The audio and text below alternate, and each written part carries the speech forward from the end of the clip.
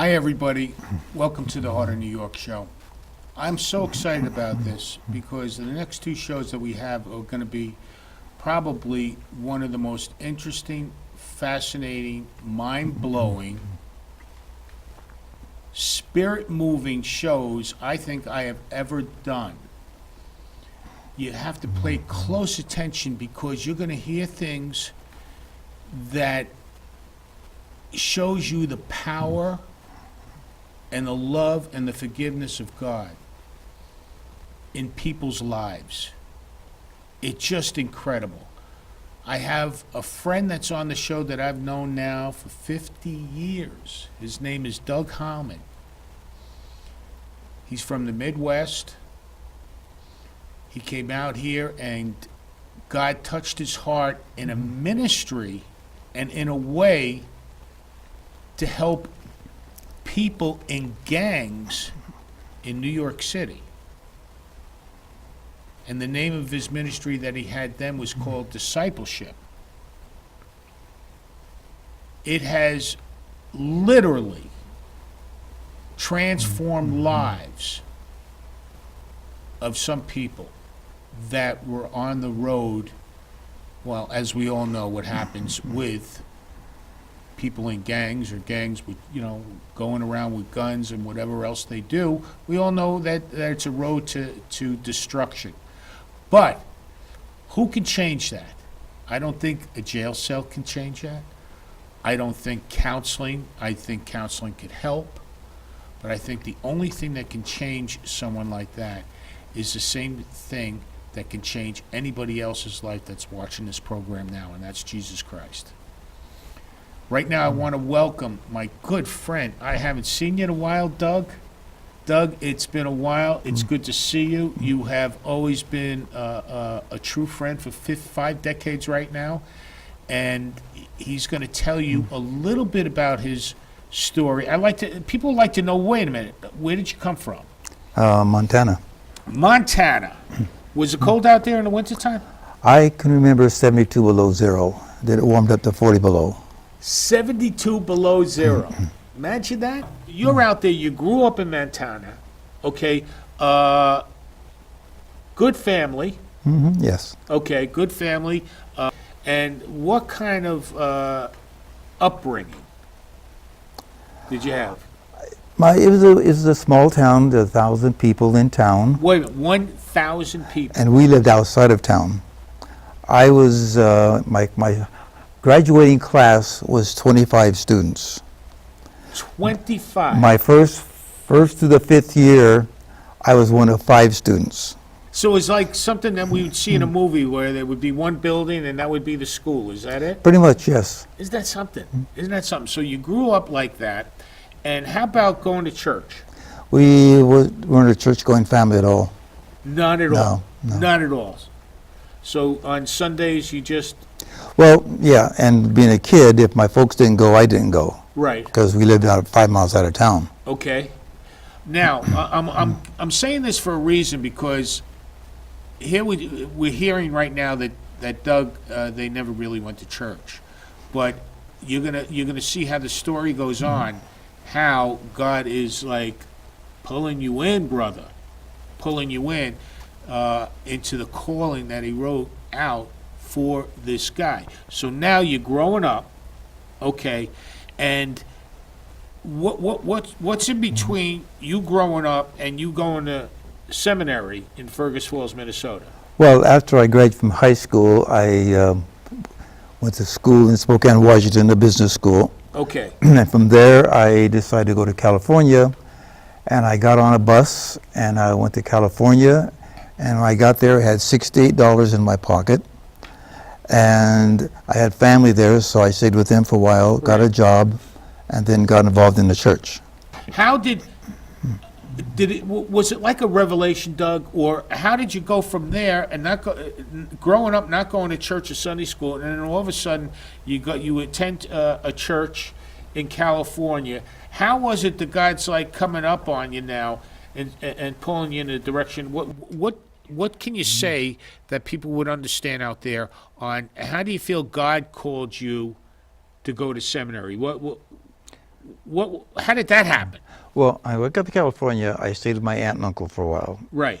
And the family across the street moved, the family moved in across the street, and they were from Montana also. Oh. And the kids in that family and I became friends. And in fact, later on, one of the guys in the family and I became roommates. And one day, a young woman came with her mother, and it was the pastor's wife and his daughter, and invited us to church. And so she was really cute, so we decided to go to church. And that's how we got involved in the Lutheran Brethren. Okay. And as I got involved and I felt at home, my own life was not where I wanted to be, and I decided one day to commit suicide. And I tried to drive off a cliff in California, but didn't have the courage to do it. Okay. And I went back to the pastor and I said, this is where I'm at. And that's where I found the Lord. And then a couple of years later, then I decided to go to seminary for my own education, not because I wanted to become a pastor, just my own personal education. Got it. So to say, I want to go to seminary. Well, going to seminary was just for my own educational desires. It was not to be a pastor. Okay. I never had a desire to be a pastor. But I wanted my own education. So I attended Fergus Falls Seminary for a year and a half. Then went back to California. Okay. Then what did you do when you went back to California? I got a job with a Christian travel agency, and part of that job was transferring to New York City. Did you start to go to the St. Lutheran Brethren Church on 59th Street in Brooklyn? Yes. Okay, so you started going there. What happened next? We started, some people a couple years before me had started working on a coffee house ministry for the drug addict in the neighborhood. So I got involved with that, and then I got involved with some kids in the church, and then became the youth pastor of the church in 1972. Right. So I was the youth pastor for 3 years. And then April 8th of 1975, the back door of the church opened. 40 kids came bombarding into the church. My blonde, blue-eyed Norwegian kids turned pale. Let me stop him for a second. The thing is, he's in a church right now, basically Scandinavians, right? Yes. Blonde hair, blue eyes. So he's in there as the youth pastor, okay? With, I would say conservative. Oh, yeah. Conservative, Lutheran Brethren, blonde hair, blue eyes, like he said. Now, all of a sudden, the doors bust open, right? And who comes in? There's 40 kids, and I'll describe one of them. Big hat, bandanas, trench coat, chain around the waist, and that was Geraldine. Uh-huh. The guys were even more handsome than she was beautiful. And they came in, and What do you mean by that? they were dressed in their full gang regalia. Okay. My blonde, blue-eyed kids turned pale.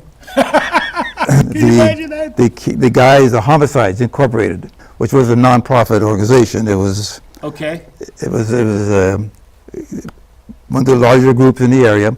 They came in, and as any church group, the empty seats are in the front row. So that's where they came. They sat in the front row. And I thought, I don't know what's going on. I'll probably never see them again, but I changed my whole routine for the evening, and I shared the gospel with them. That's what it looked like, okay? That's what these guys look like when they came into the church. Pretty much. Pretty much like this, and everybody was like jaw-dropping. Right, Doug? Okay, so they're in, and they're not sitting in the back, Right to the front. right to the front, and then what happens? Well, after the service was over, I invited everybody to stay around, and they stayed around for a while and got, Were you intimidated? No, not at all. Were you afraid? No, and neither were the kids. My youth group kids. They were very welcoming. Okay. And I thought, well, this will never happen again, so we'll make the most of it. The next week they came back. And after that, a local police officer came by and said, listen, there's a nasty group of kids outside. Do you want us to post a police officer here? And I said, no. They're coming to church. And he had a hard time buying that. Uh-huh. And this went on for approximately 6 weeks. 6 weeks. They kept on They coming kept back. coming, more coming. Okay. My Norwegian families were getting very nervous because this was not the group that they want their kids hanging out with particularly. Right. And finally they said, we want you to be our pastor. And The kids said that? The gang kids. The gang kids said, we want you to be our Yes. pastor. Okay. Yeah, as they put it, Right. these white honkies can get anybody, but we want you. So this went on for a couple of weeks. I really was struggling with it because I knew this was a dumb move to make, Why? to move out and go on the street with them. I had no backing, no support. That's right. So one day, You took a step of faith right there, brother. looking back, yes, at the moment that did it, it wasn't. It was just a step of fools rush in. All right. But I got them all together one night. I said, okay, here's what we're going to do. My Norwegian kids want me to stay. My Puerto Rican kids wanted me to go. I said, we're going to pray tonight. We're all going to join hands. We're going to pray that God will show me what he wants me to do. So I had this big circle, my Norwegian kids and my Puerto Rican kids holding hands. And I said, can I pray first? I said, okay. He said, dear Lord, we know where he belongs. Tell him. And that was one of my gang kids. And I made my final decision on a very non-spiritual approach, probably, that if I made a mistake, what would be the best way to make it? If I didn't go with them and a year later went to see how they were doing and they were dead or in jail, I couldn't change that. Right. If I went with them and a year later says, I can't deal with this, I could always go back to my own church and To my the own kind of comfort and people. safety of Right. 59th Street. So that was my decision. It was based on, if I made a mistake, what's the best way to make it? Right. And Did so- you ever think that possibly you could get killed? No, I was reminded of that many times by other people. They would say, Doug, these kids can turn on you. Yeah, and kill well, you." my church family was very concerned about me Okay. because this was very foreign to them. This was not something that they saw. Well, you're from Montana. I'm sure it wasn't natural to you either. I had the advantage of being naive. I didn't know what I should have been afraid of. I didn't know that these kids were not to be messed with. I didn't know that. Uh-huh. And so, didn't bother me. By the way, we're going to have a few shows based on Doug's story because he also has wrote a book that's going to be coming out soon. It's called Being Dad. We're going to get to that also. And then the next show that we're going to do, we're going to have one of the people that were related to the gangs on. So I'm going to tell you to stay tuned to that. But getting back, okay, so you call it being naive. Okay. Pretty much, yes. So, in other words, you weren't afraid. I think it was the presence of the Holy Spirit in you that's keeping you calm and guiding, directing you to fulfill His calling for your life. This was a major calling, brother. A major calling. Okay, so people have warned you and this and that. So now they want you to be their pastor. So now, when you're saying that you are going to step out and fulfill this, that means that you're going to leave being your ministry, the youth minister there, and you're going to be starting another ministry, but then you needed a building and you needed a place, right? Well, I needed a place to live. You needed a place to live because you're saying goodbye to them and you go in there. Now, no salary, No. you had to start your own income, and you had to go completely on God, what God's telling you to do, and you did it. And what's the next thing? Well, the interesting about that, the group that came to my church was one gang. There were 17 gangs in the neighborhood. 17. So for me to be identified as the pastor of one gang, I became a target of the other 16 gangs. So I realized that early on. Right. And the goal then was, how do I get to know the other gangs? And my theory was that if I get connected to the tag-alongs, that doesn't mean anything. I had to get involved with the leadership. If the leaders went with me, the rest of the gang would go with me. So I actually did my homework. I found out who were the leaders, who were the presidents of the gangs, and I went to the door, I knocked on their door, and introduced myself. And you knew where they were. I found them. You found them, and you went alone. Yeah, yeah.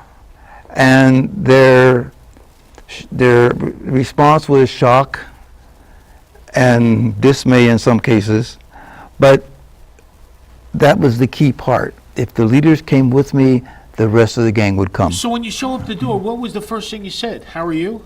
I mean, Pretty much. Yeah. They thought I was probably a cop.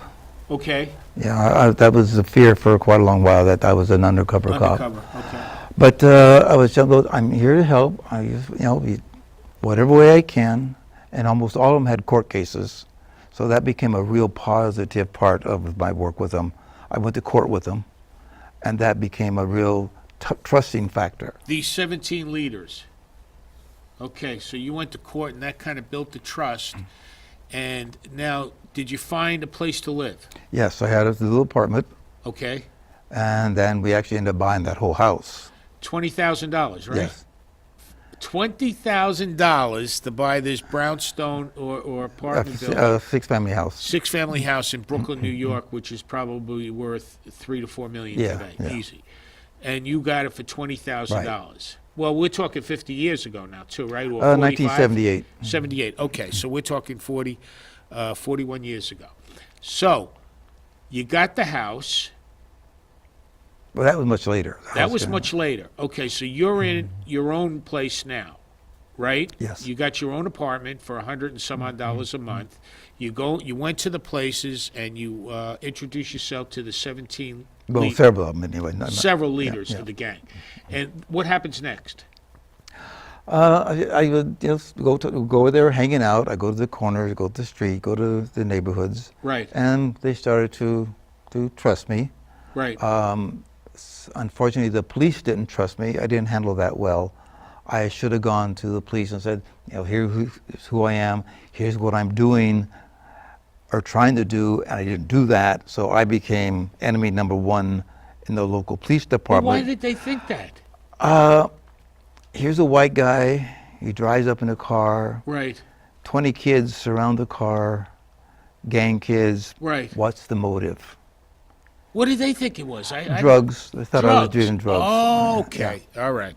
Drugs. But that was a struggle for a while. Right. But eventually, I got to the point where they knew where I was coming from. But that was a struggle for a while. I didn't handle it there. Well, maybe you weren't supposed to, and maybe and the kids probably saw that, saying, "Wait a minute." Yeah, it's always interesting though that the kids would get arrested, they go to court, and the arresting officer would be their best friend. It was Wow. always an interesting dynamic. Yeah, they walk up to the officer. Hi, remember you arrested me 6 weeks ago? And it was an Isn't that interesting. something? Yes. Okay, so they're starting to see a transformation Yeah. now. The police. Now, I'm sure, Doug. I've heard. I've known you for a while. I've heard a lot of things, and I know it must have been very hard in the beginning. It was hard on a number of levels. One is that I became isolated from my own peer group Right. because there's a point where I was really into the world of technology and I got a pager. And that was high tech in those days. And I'd be invited to a dinner party or an event and I'd get paged and I'd leave. And so they got to the point that why invite me? I wasn't going to stay anyway. And that became very difficult because I felt very isolated. Right. And it was 24 hours a day. There was and no money particularly to. That's right. You had basically your ministry had to raise from zero. Yes. Okay. Now And actually, we didn't. It was me. For 7 years, it was me by myself. it was you. And I didn't raise any money at all. That was not my thing. Okay. But people started to contribute on their own. Okay. I still have a problem asking for money, but people started to give a little bit, and then a couple from the church is like, well, we'll help you do that. And then that's how they helped generate some income for me. That's wonderful. That's wonderful. Now, you mentioned sometime that you were never at a point that you felt that you were afraid, but you said that you were afraid for others. What do you mean by that? Again, I never felt fear. I never ever felt that I was. I understood later that I had been threatened, but I didn't know it. because years later, oh, yeah, this group is going to do this to you, but we told them not to touch you. But I didn't know that. But I was, my kids would get in trouble. There were 17 gangs. And there, then in the summer of '89, I believe, I had 17 kids killed on the street. Wow. Shot or stabbed. And you knew them, huh? I was, yeah, these were my kills. Killed. Okay. And the difficulty of it was that I knew the kid who got killed, I probably knew the kid who killed him. Oh my So goodness. I'm caught in this emotional, because 2 families now have lost somebody. Okay. And it got to it's very, very painful because you have to deal with these issues, and I was never given time to grieve Right. because I was involved in their grieving. Oof. But I was fearful many times because I knew that some kid was in trouble with another gang, Uh-huh. and they were out to get him, and I'd try to intercede to protect him or work out some sort of compromise so that he wouldn't be hurt or killed. Was your life ever threatened? It was, but I didn't know it.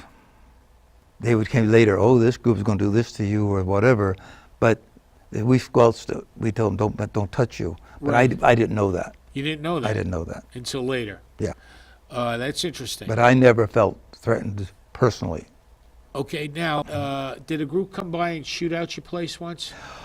We were having a Bible study in a building that only had 1 apartment occupied. Uh-huh. And this is an experience. This family lived in the house. It was like an 8-family unit. Everybody, it was abandoned. So the family that was living there were not paying rent. And the water was dripping from the ceiling. And if you wanted to use the bathroom, you had to go in the bathroom and hold an umbrella because the water from the top. No kidding. And the floor was rotted, and so the toilet tipped. So you had to hang on to the towel bar and hold Holding the umbrella. Okay. And when you got done, you have to decide what to let go of first. Right. But we were having a Bible study in that particular apartment, and another gang came in to shoot it up, but they got the wrong apartment. They got the wrong apartment. They're across the hallway. And they shot it up. They shot up, and then the police came, and they got arrested and all that sort of stuff. They got tell me, that was like the Lord put a shield around you, brother. A shield, that they got the wrong apartment and shot it up. But at least a number of those kids actually ended up living in my house later on.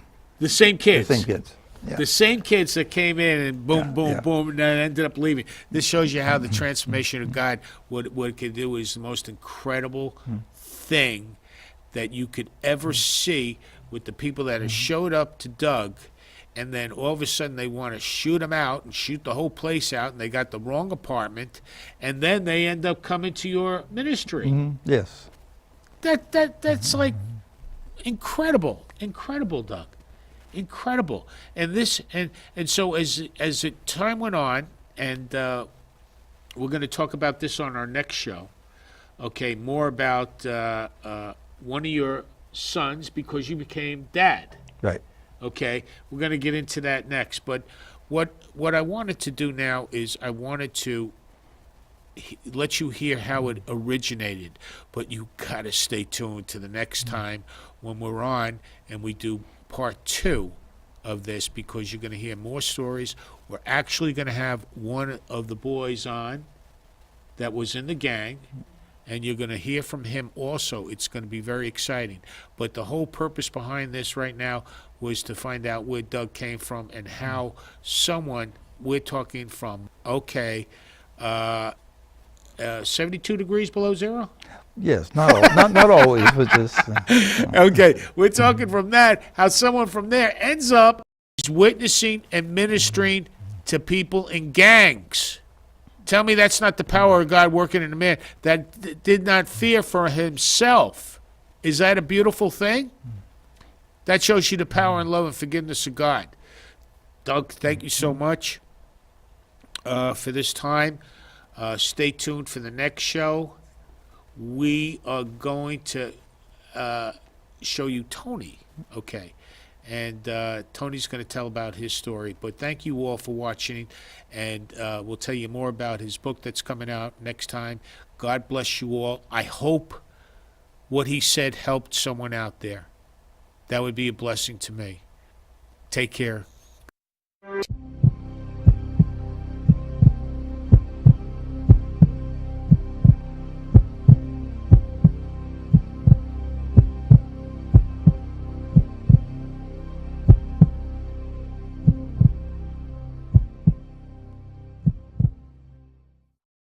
we are only a heartbeat away from unmasking the causes of sudden cardiac death. Help us save one young heart at a time.